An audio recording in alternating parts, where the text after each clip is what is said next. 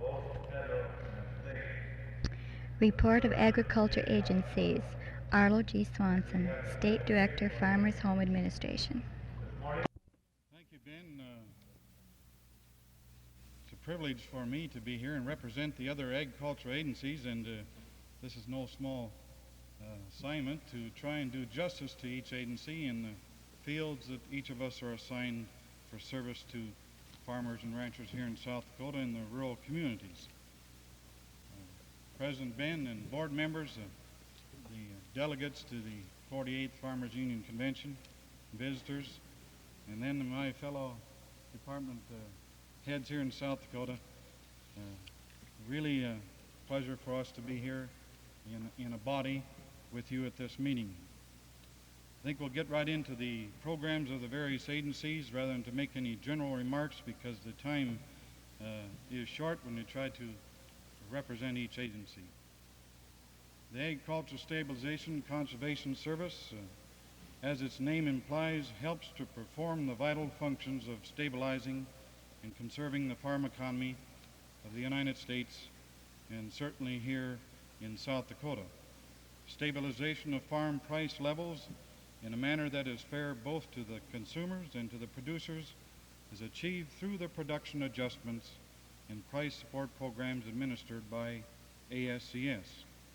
And since 1961, they have had the wheat stabilization and feed grain programs to adjust surplus production, together with the sugar program, which was started back in 1937 to ensure an adequate supply of domestic sugar.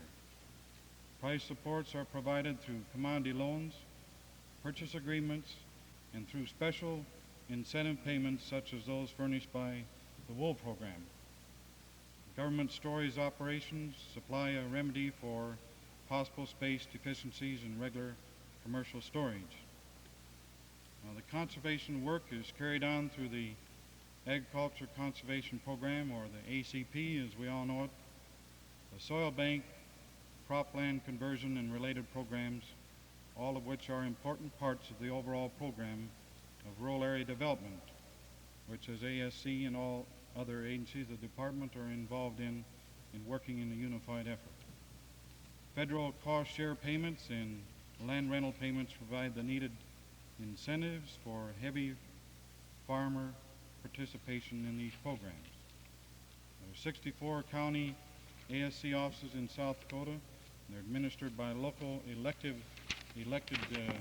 committee members in the county and are under the directorship of the state ASC committee with headquarters here in Huron. Farm owners, landowners, and all other persons interested in agriculture are invited to visit all county ASC office and become better informed on the program in your county and in the state. In the federal crop insurance program, the state director, Art Eger, is unable to be here. Federal crop insurance is the only widespread all-risk protection available to farmers. All unavailable causes of crop damage and destruction are covered, and the most common among more than 120 causes of crop losses for which the Federal Crop Insurance Corporation has paid indemnities are drought, flood, excess moisture, insects, plant disease, and wind and hail. This year they're celebrating their 25th anniversary, their silver anniversary, in the federal crop insurance. Progress made during modernizing the activities of their program during the past 2 years on the national level. They've ensured coverage has increased from $272 million to $468 million. And the premium income rose from $13,300,000 to $30 million.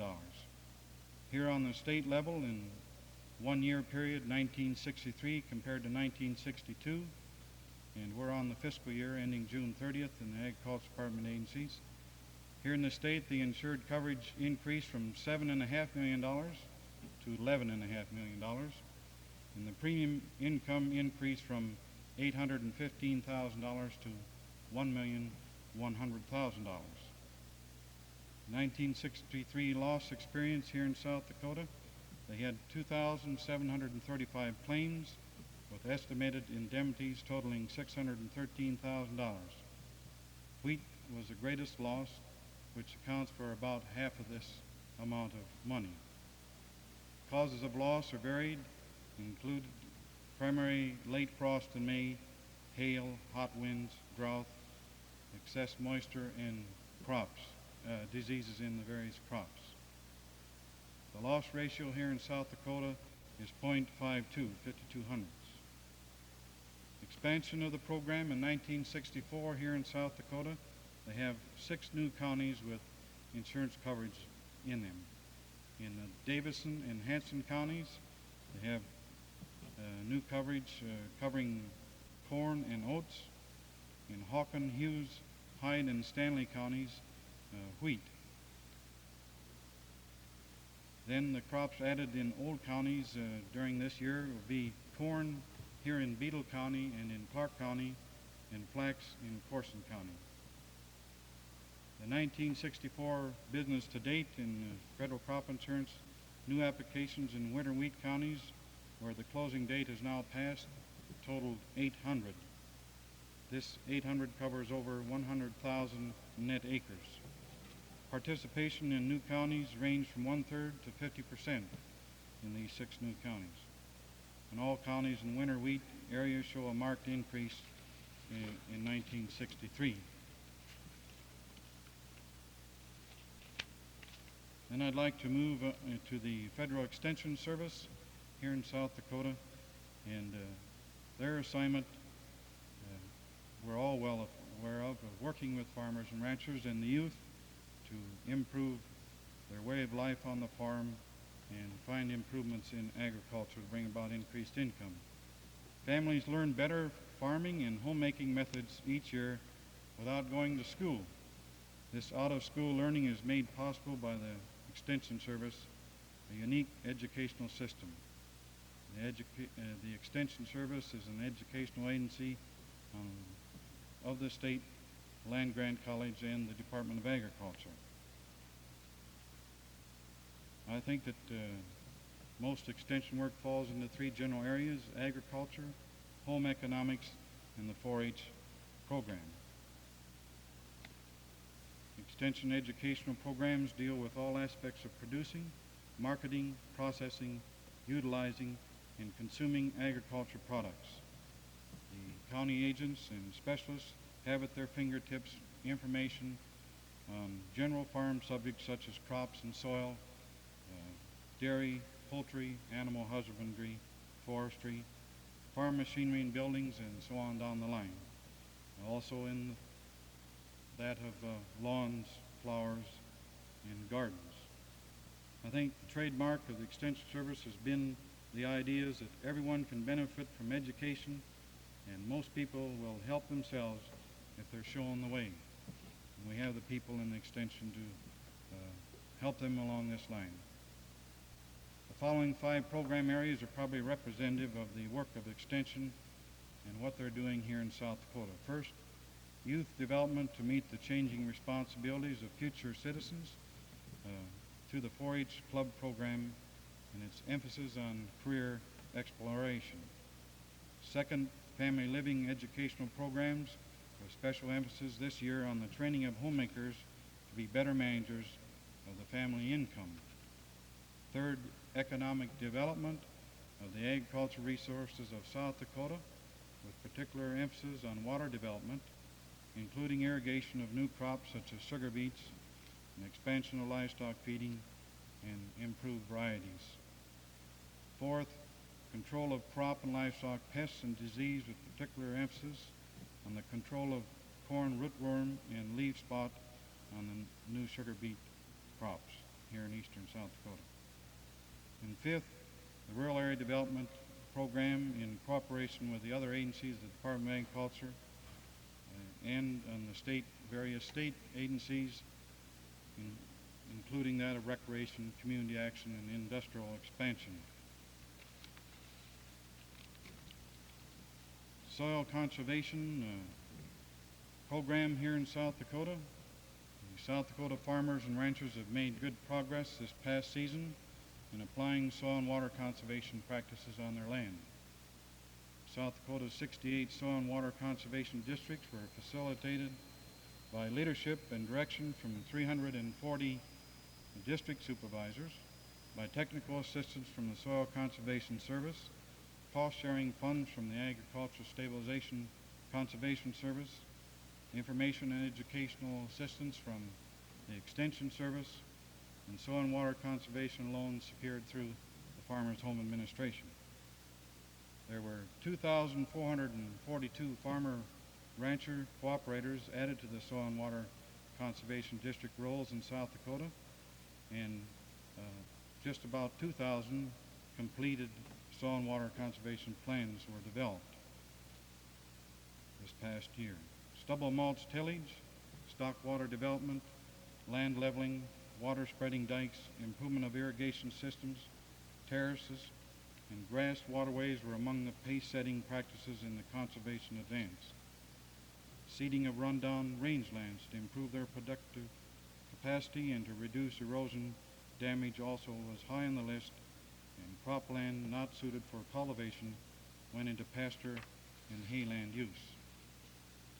Field and farmstead windbreak plantings has become a popular conservation practice. Conservation farmers applied the soil protecting, moisture conserving practice of stubble mulch on some over 175,000 acres of cropland, making use of the leftover stubble to resist wind action, trap moisture, and hold down evaporation. Terracing is important in conserving water and reducing soil losses, and it showed 693-mile total for the year, an increase over last year. Satisfactory progress was also made in the Great Plains Conservation Program, designed to speed conservation work and to stabilize farm and ranch units in the western areas where drought is more frequent hazard. Then the Small Watershed Program, Public Law 566, for which SCS has a major responsibility, is moving along in the eastern part of the state. Applications for assistance under this act have been submitted by local sponsors in Union Creek in Union County and Hurley Creek in Turner County.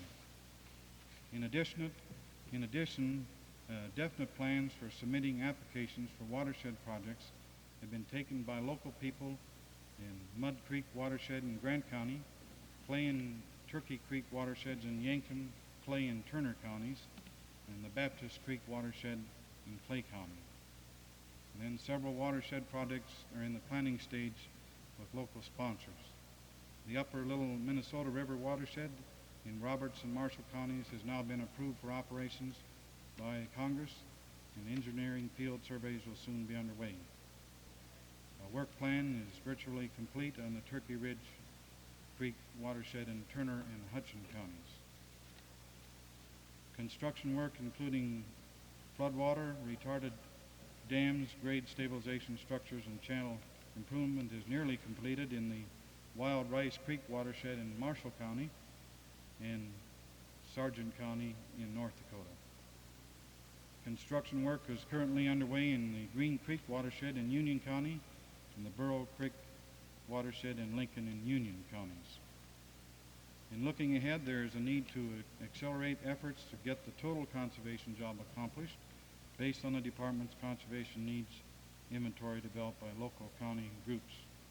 It's estimated in the inventory that nearly 70% or 4.5 million acres of cropland in South Dakota has a serious problem of wind and water erosion and in need of treatment. Overgrazing is a problem with 12 million acres in the state, 26 million acres of land in pasture and range.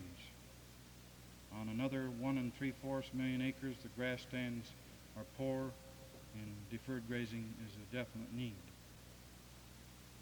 And there is a need for field and farmstead windbreaks, including shelter plantings on western ranges. These are needed to protect land, crops, livestock, and farmsteads. The future presents some real opportunities in getting acceleration, conservation, and development of natural resources through the combined efforts, team efforts of agencies working through the soil and water districts. This will improve such agriculture programs as rural area development, technical assistance, cost sharing, information and education facilities, and conservation loans on the watershed projects. And I'd like to move briefly to the Statistical Reporting Service of the Department, or here in South Dakota Crop and Livestock Reporting Service. This reporting service issued from Washington about 600 crop, livestock, and price reports a year. And the field offices issue similar reports in the various states, and here in South Dakota we have reports issued regularly. Most of the information comes from the questionnaires returned from some 800,000 farmers and ranchers and businessmen who are volunteer reporters. We gather information from the farms in scientifically selected sample areas, and by making careful observations and measurements of the test plots during the growing seasons. Most of this information is gathered by the state office, then sent to Washington, where a nationwide estimate are prepared. When crop reports are released, the information has gone full circle from volunteer crop reporters who supply the data back to them and their neighbors to help them in the decisions that they're making. There are many users of the crop and livestock and price reports issued by the department and by this reporting service agency. Farmers themselves use this information to help them decide what to produce and when and where to sell it.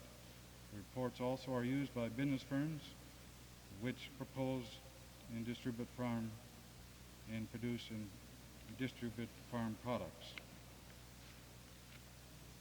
Another agency that was to be represented here today and was unable to be here, Ray Lund, the district specialist of the State Water Resources Commission, wrote a letter, and I'd like to read a portion of it to you. I'm sorry that I will not be able to attend the meeting on Monday for the reason that the Fort Randall Conservancy sub-districts, which include a board, will be meeting on this day. We, of course, are interested in the conservation and utilization of our water resources. The 4 conservancy sub-districts, which include most of the counties laying east of the Missouri River in South Dakota, are shaping their programs to include a survey of available water resources in their respective sub-districts as a basis for planning the conservation and beneficial use of water, and that can be made, and the uses that it can be made, looking toward stabilization of the agriculture economy and assisting municipalities interested in locating ample supplies of water suitable for their use. And he states, we are mindful of the interest that the South Dakota Farmers Union has long had in the program of water conservation for the greatest good that it may be derived for our citizens. Now the program of the Farmers Home Administration during the past year has increased tremendously.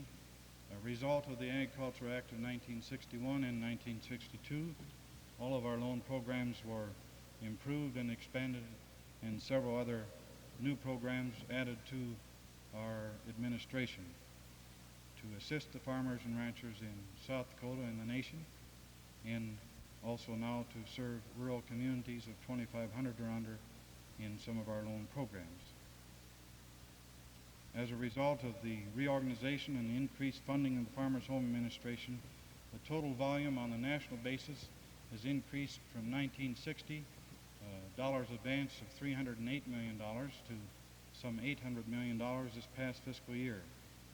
Here in South Dakota, the same period in 1960 fiscal year, we advanced $10.5 million to the farmers and ranchers in South Dakota through our various loan programs. This past year, 1963, we advanced nearly $25 million.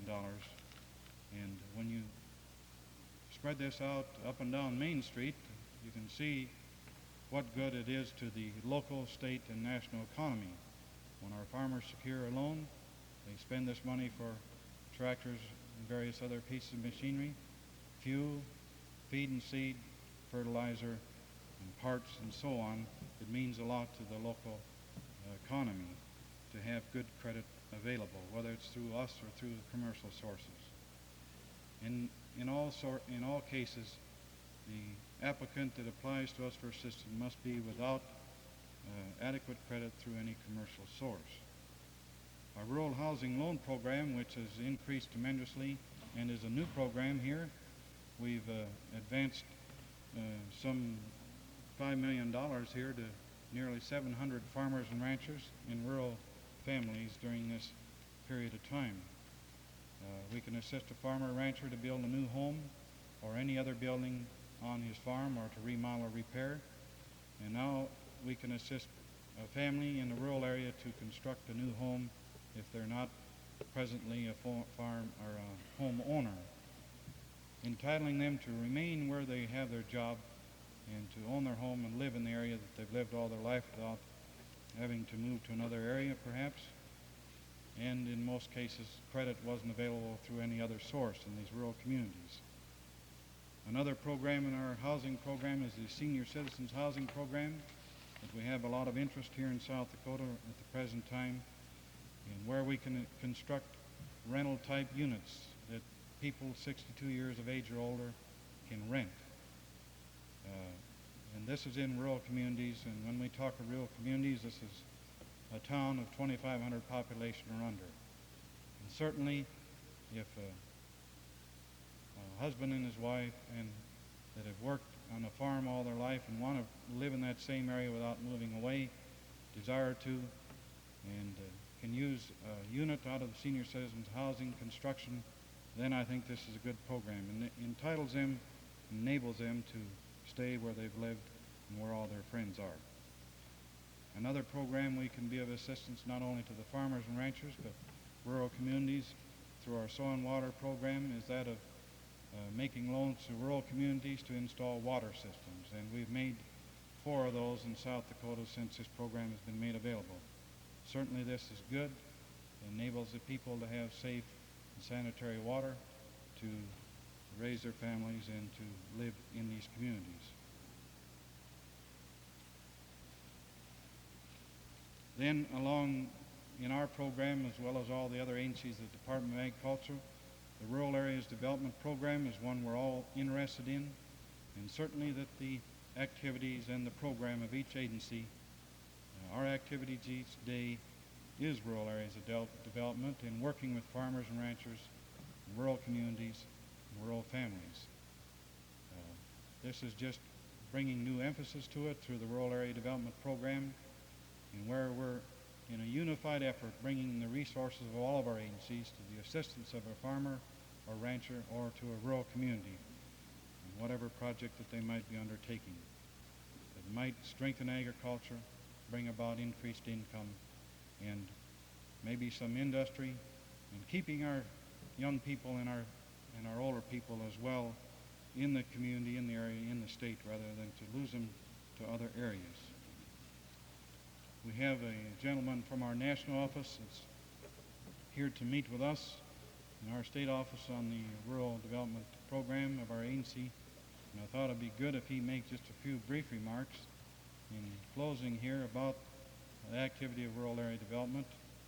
And he's rural renewal officer in our national office, Judd Hudson. But before I ask him to make some closing remarks, I'd also like to acknowledge the other agencies of the department where we're all working together to bring assistance to rural communities, to the farmers, and our efforts in strengthening agriculture in South Dakota and across the land. The other agencies involved are Agriculture Marketing Service, the Agriculture Research Service, Cooperative State Experiment Stations Service, the Economic Research Service, Farmer Cooperative Service, the Forest Service, the Foreign Agriculture Service, which is an important one in getting our agriculture programs known to other nations and assistance to them, and then in helping of the disposing of agriculture products. The Food for Peace Program, Rural Electrification Administration, then the Rural Area Development Agency, the new agency in the Department of Agriculture as of a couple of years ago.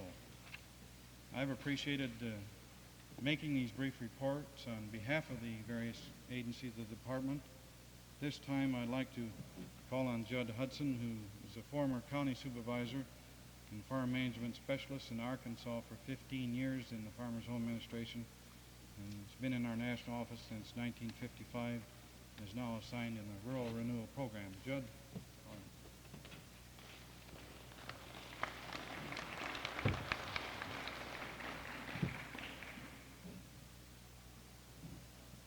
President Radcliffe, ladies and gentlemen of the South Dakota Farmers Union,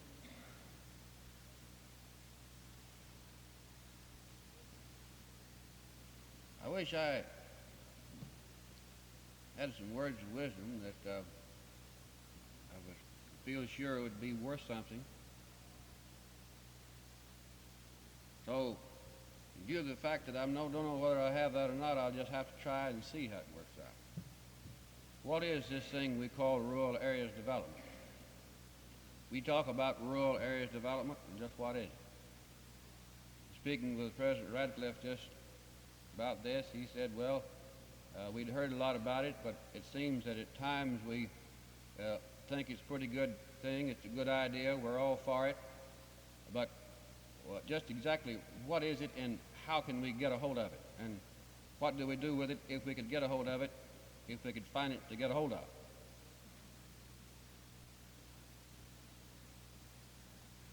I work in the Rural Renewal Division of Farmers Home Administration. Now there's another little new term you can stir into the pie.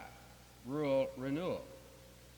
Each of the agencies in the national office that these gentlemen here represent as being responsible for the administration of these various USDA agencies in the state of South Dakota. Each of us in the national office have an agency or a division or a branch or something, whatever you want to call it, within our agency, and that's called the Rural Areas Development Branch or Rural Areas Development Division in the Federal Extension Service and the Soil Conservation Service and the Forest Service and the ASCS and the Economic Research Service. But in Farmers Home Administration, we call the Rural Areas Development Division the Rural Renewal Division. Rural areas development. What is rural? What are areas? What is areas? And what is development? Rural, we don't have any trouble with that one. I grew up in a rural area in Arkansas, in the country life. It's a good place to live. And ladies and gentlemen, the rural areas of this country are the well springs of the moral and the cultural values of our future society.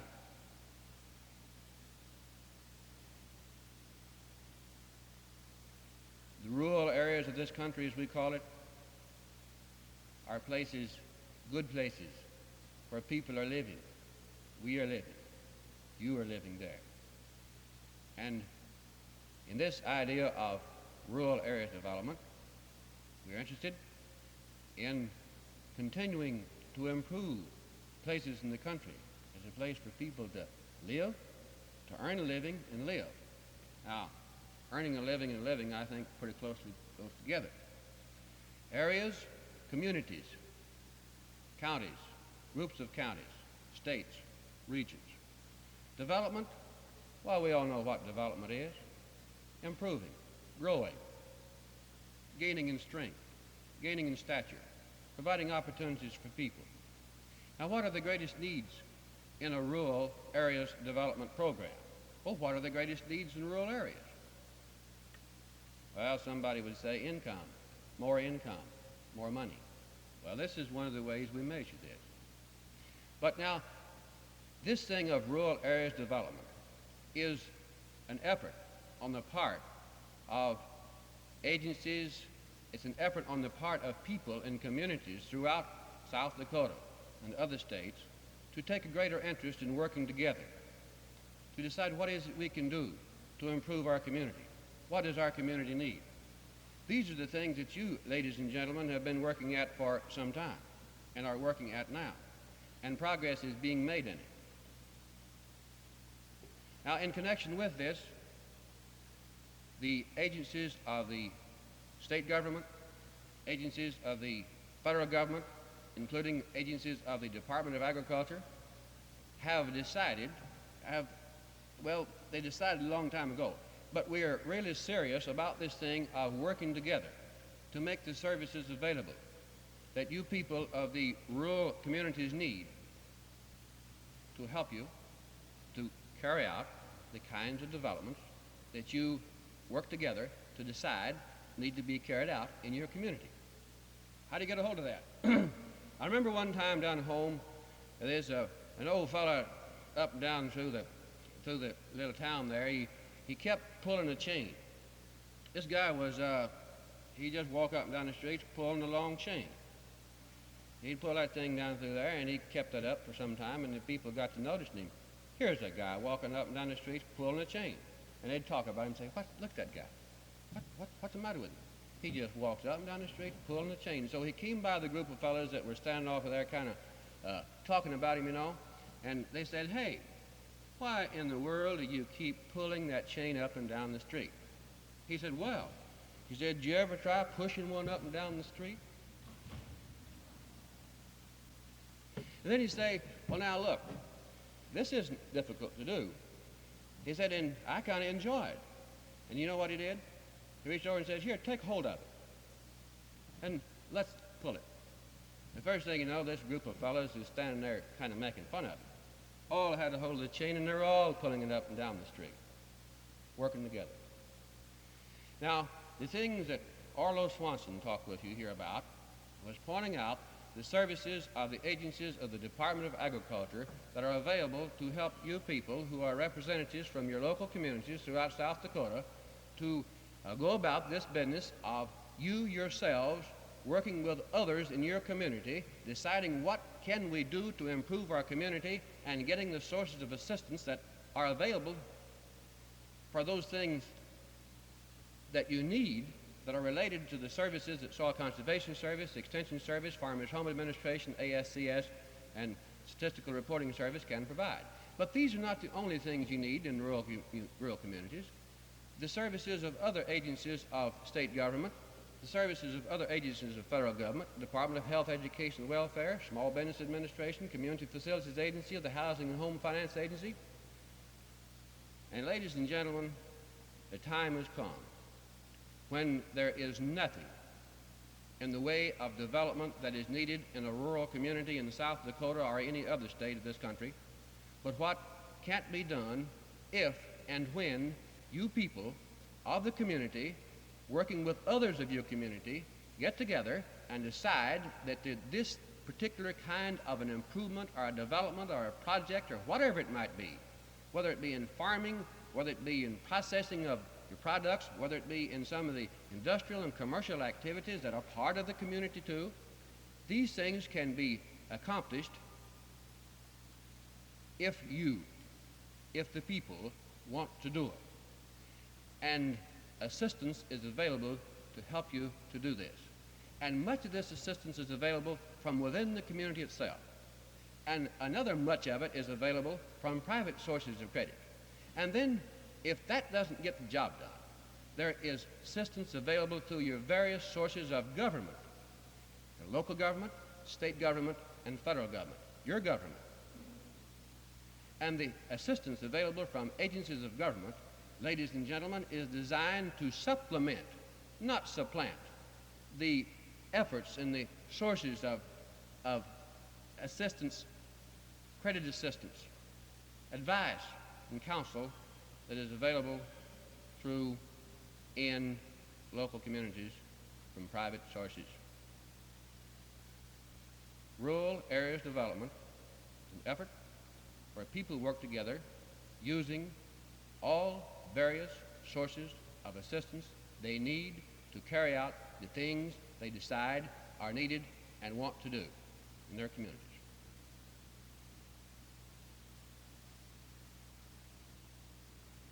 This is going on now. Development of rural areas has been going on for a long time. And as we work together, we can continue this progress at a faster rate, if that's needed. And there's another little thing about this thing. You know, the time has come when there's very little that I can do. I, There's very little anymore that I can do. We're getting more closely related and dependent upon our various services. I can help you, you can help me. But if I myself decide to do something, there's very little compared to the total need that I can do. But there's nothing that we can't do if we get together and we work together, providing we don't get into a squabble about who's going to get credit for it. These are some of the things that are involved in this thing we call the development of rural areas. Economic development, community development, call it what you wish. It's an effort to help people in communities to help themselves to bring about the desirable, the needed improvements of that community in order to make this community a better place in which to live, to earn a living. Development of rural America.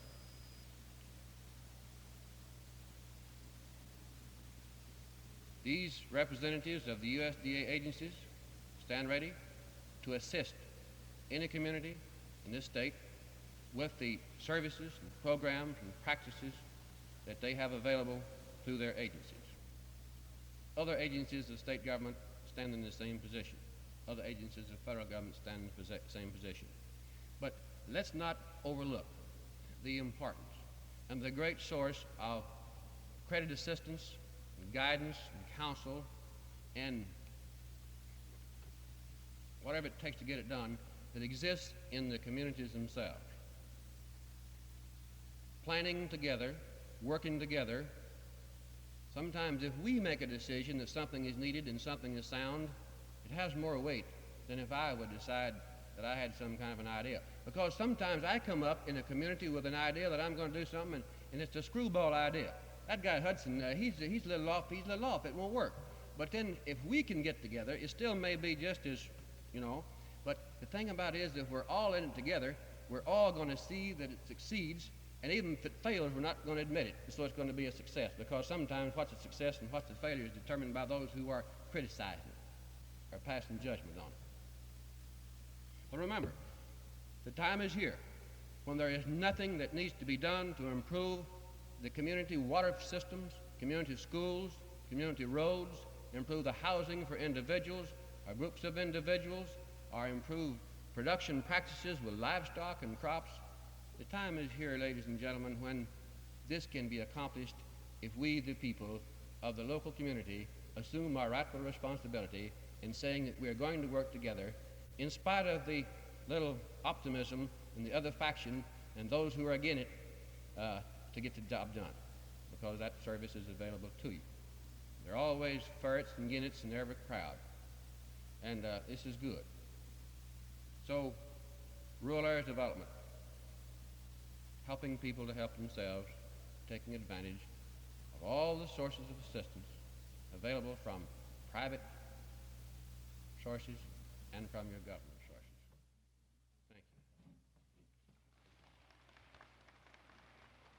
Thank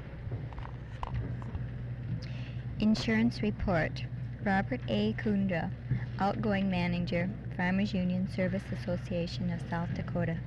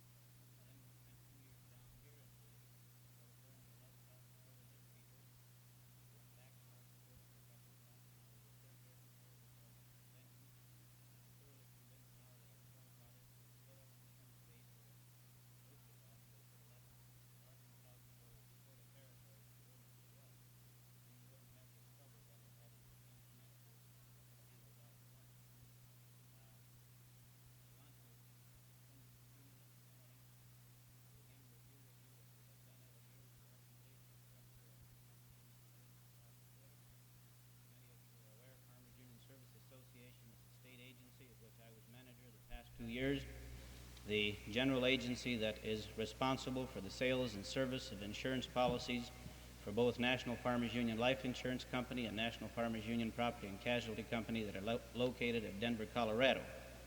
In South Dakota, we have approximately 100-some agents licensed to sell the various lines of insurance. In addition, we have 2 full-time life insurance men who devote 100% of their time selling nothing but life insurance. We have the state of South Dakota currently divided into 3 geographical areas, which we call districts, and each of these districts is headed by a district manager. I would like to introduce to you, if they would stand up and take a bow, the manager of the Huron district, or what we call 2 districts, District 2, Cliff Bailey from Huron, and then Paul Buntrock, who's the manager of District 3, living at Mitchell, South Dakota, Paul. And Cliff Ott was the manager of the Aberdeen area, or District 1, and of course he'll speak to you in a little while. He is now serving as state manager since the 1st of September. In addition to the agents and the district managers, one of the very important functions of any insurance operation is the claims department, and it's one that probably most people remember more than they do any other part of the insurance operation. In South Dakota, we have a branch claims office, which is headquartered at our state office in Huron, and I'd like to introduce to you the branch claims manager, Jim Belanya. Working with Jim are 3 resident adjusters who are not on the platform, Don Podrosky from Aberdeen, South Dakota, and Don Murley and Wayne Marasca from Huron.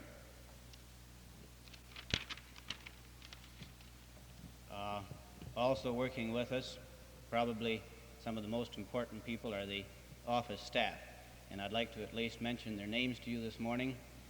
For some reason or other, we never have any success in bringing the girls up on the platform, although I know they're much better to look at than the people that are backing me up this morning.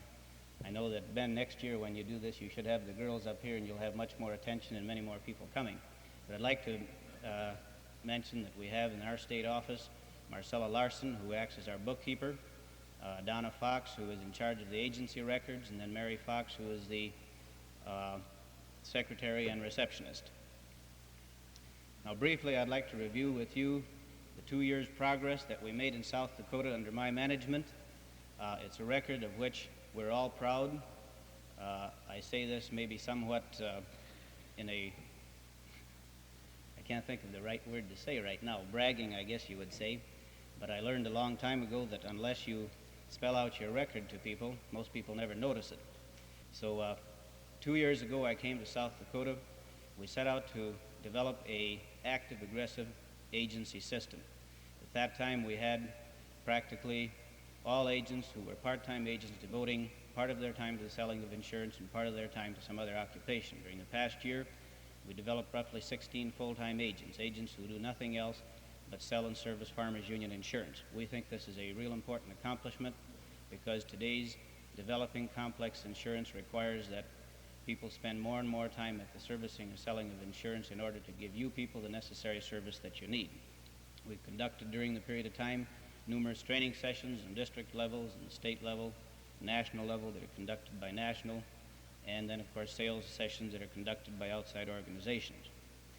On a production basis, or what the record will show as far as new business or business on the books, just real briefly, first let me say that in my opinion, Farmers Union Insurance in South Dakota is on the move. I think it's moving forward and it's growing very rapidly. I think you'll see, we've seen some of the most rapid growth the last 2 years, and you'll see some outstanding growth in the next few years ahead of us. From September 1st of 1961 to August 31st of 1963, Farmers Union agents or Farmers Union people in South Dakota purchased $1,326,000 worth of premium.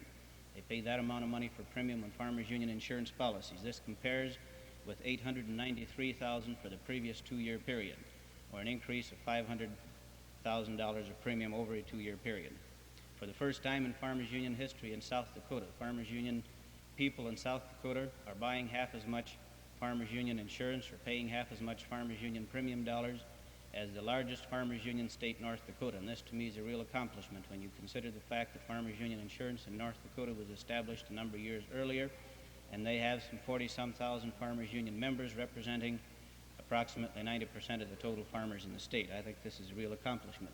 We're writing almost as much insurance in South Dakota as the state of Minnesota is, Farmers Union insurance, that is. A state that has 100 and some thousand farm families, and a state that has 40-some thousand Farmers Union members compared to our 17,000. In 1962, Farmers Union people purchased $400,000 worth of crop hail premium.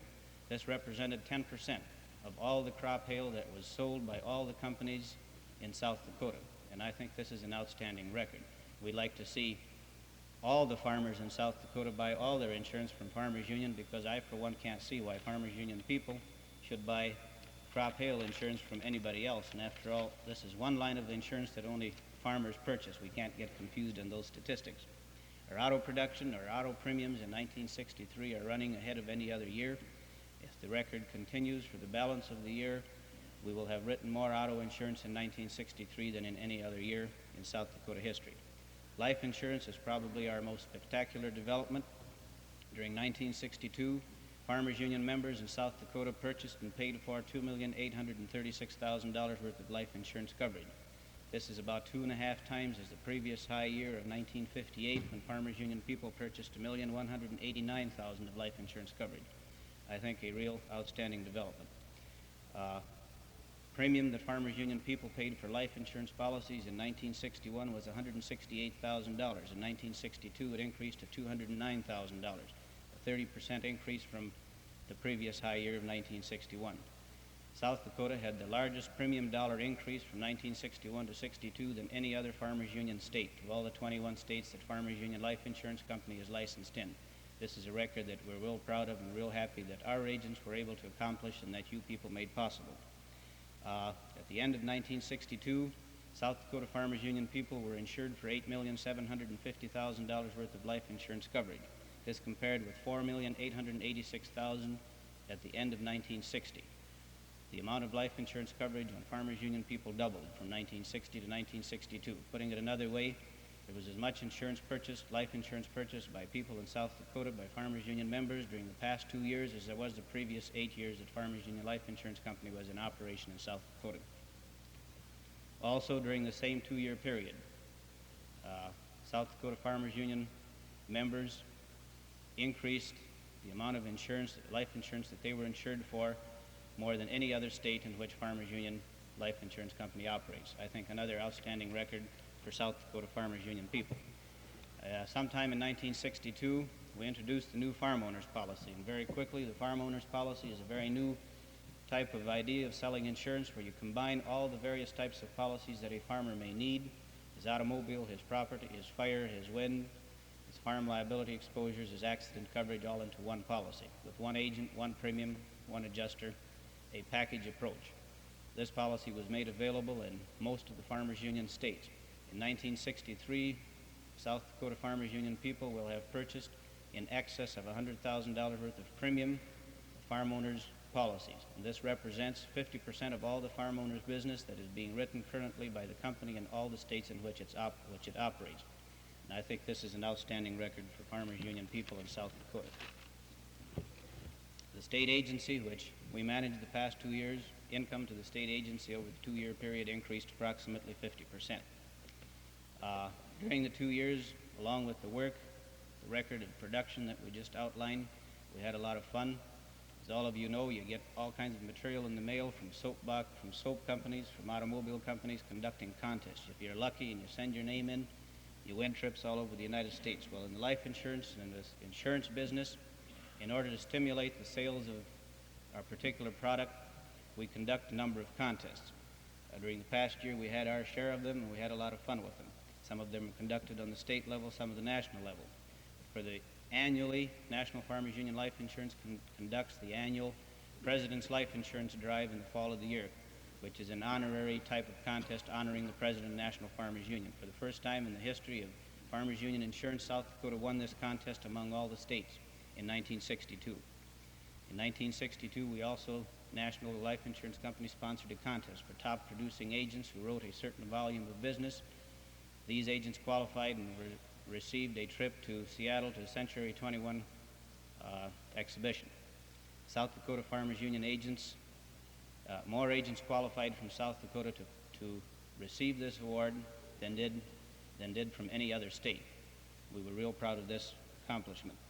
In 1962, as a part of the convention last year, we conducted what we called our $1 Million Queen Contest, where we honored the wife of the agent.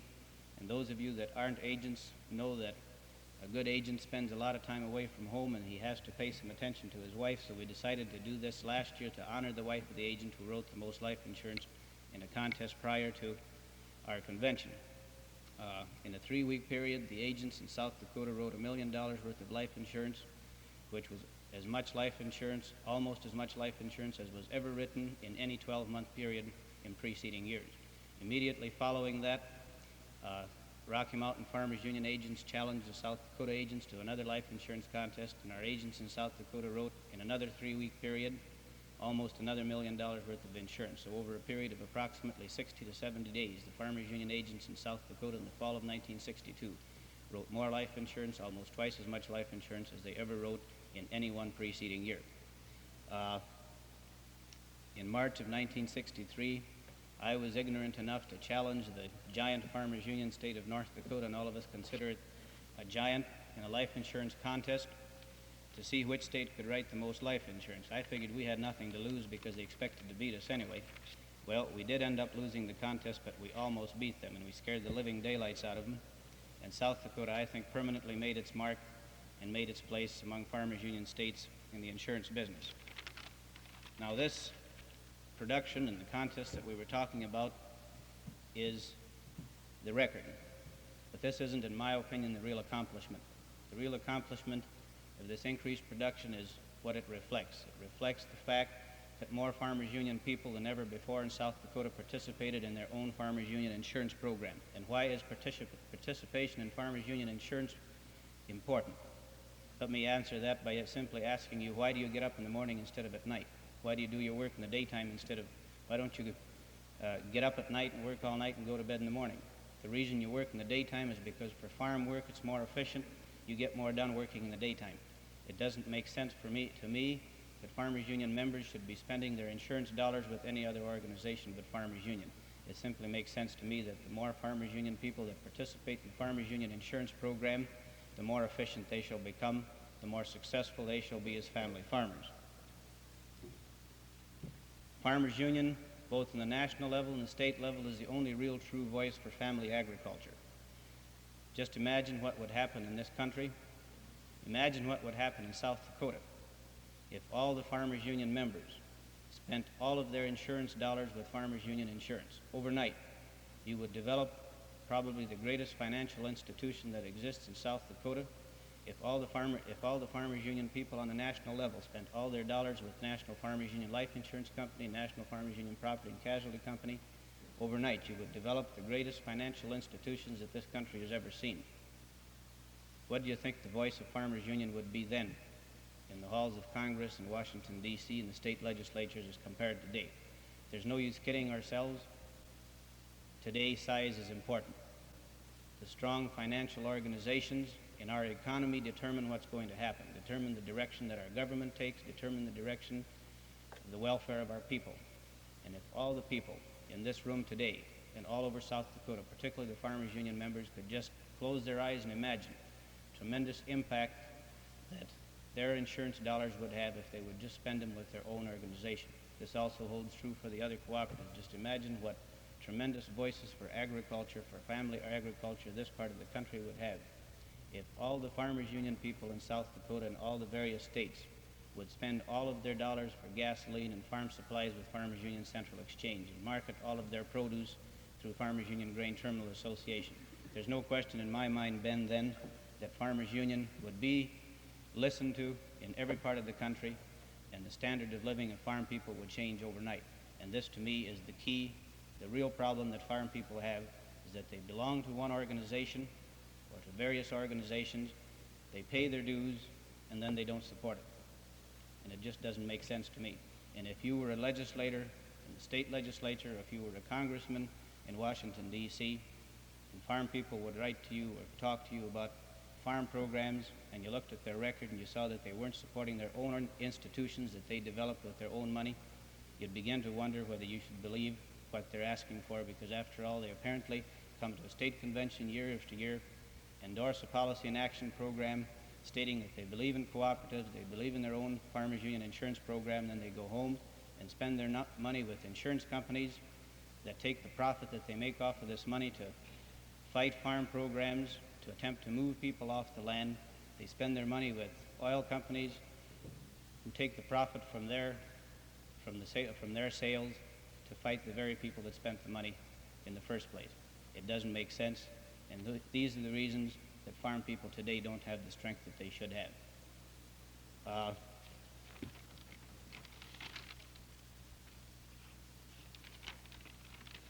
Farmers Union insurances, I think, have the best policies that are available. We ask you to take a look at what we have to offer. Contact your local agent. There isn't another insurance company, there isn't another insurance agent who can offer the total program to farm people that Farmers Union can. We urge you to investigate it, to support your own organization. In leaving, Ben, I want to take this opportunity, in leaving this state, to thank all the good agents, the hardworking agents who made the past 2-year record in South Dakota possible. I want to also express my sincere appreciation to the district managers who, after all, were really the reason for whatever successes we may have had. The office girls who made my days cheery whenever things didn't look so good. And Ben, I want to particularly express my appreciation to you and the board members who, as board members and president of Farmers Union Service Association, gave me the necessary guidance that I needed. I also want to express my appreciation to our general manager from Denver, Ray Novak, and his staff in Denver. We have enjoyed our stay in South Dakota the past 2 years. We take with us many memories of many wonderful times. I want to simply close by telling you again, close your eyes for a moment and watch the dollars that are rolling into other organizations working against farm programs, working against farm people, the dollars that are being spent by farm people that should be spent with your own institutions, your own cooperatives, your own insurance program. Just imagine, if you can, the tremendous impact this would have. If the people in South Dakota alone, and no other state did this, it'd change our economy as far as farmers are concerned overnight. Ben, I want to thank you very much for giving me the opportunity to make this report, and we shall see you all next year again, I hope, if we're invited back. Thank you.